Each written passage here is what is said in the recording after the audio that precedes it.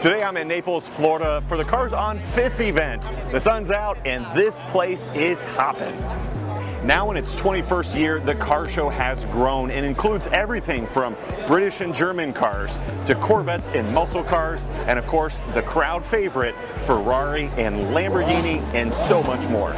It's truly automotive overload, and being this close to the shore, as I'm walking around, I'm keeping an eye out for what I think might be some of the ultimate coastal cruisers.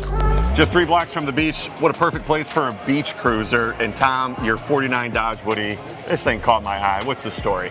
Thank you. Well, her name's Betsy. Bought her about 3 years ago. I took her apart for 1.5 years and gave her a paint job and such, but I bought it out of Long Island, New York, and had it shipped down here to Naples, and she was with the same family for over 70 years. Took her apart, gave her a paint job, put the racks on it, did some things to it, and it's just a fun vehicle. It just fits the vibe of the area.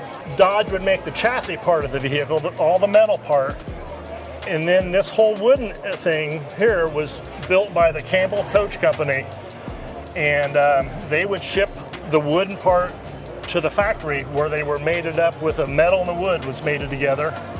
And they did that through the mid 50s approximately, and then they said they started putting wood decals on so it looked like it was, no, good old wood. Well, for starters, I have my grandfather's World War I Army blanket with his World War I shave kit, a couple Brownie cameras, a 48 star flag. It's called a pilot's cooler, Coca-Cola. I don't know why it's called pilot's cooler. Original 6-pack of Grapette soda full with caps on it. You're really living out that endless summer, Tom. I'm jealous, but I love the truck. Very cool piece. It is.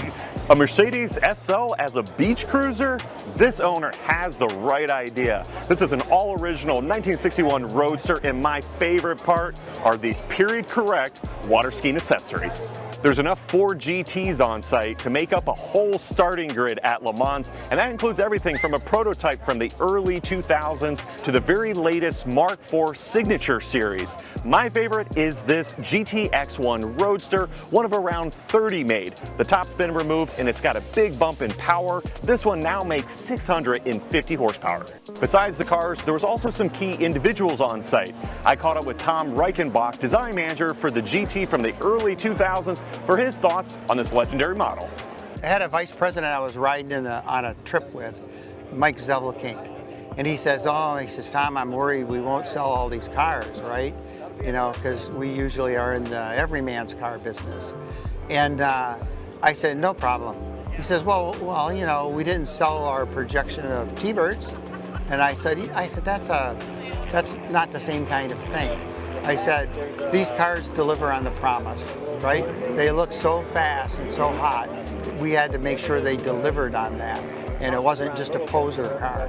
Looking out, let's say in several more decades, what do you think the legacy will be of this generation of Ford GT? You make 100 decisions a day when you're building a car and designing a car. And one of the decisions we had to make is whether or not we should bond the aluminum frame together or should we weld it. And I thought about it for a couple of days, and bonding it saved weight. We were trying to save as much weight as we could. But I said, we're going to weld it together. And they said, why did you decide that? I said, 100 years from now, people will be going 200 miles per hour in this car. And we understand welding. Well, thanks for sharing. Yeah. I really appreciate it. Yeah. There's something about South Florida car culture, and Cars on 5th is dialed into it all. If you love those high-end exotics or classics from decades gone by, make plans to attend.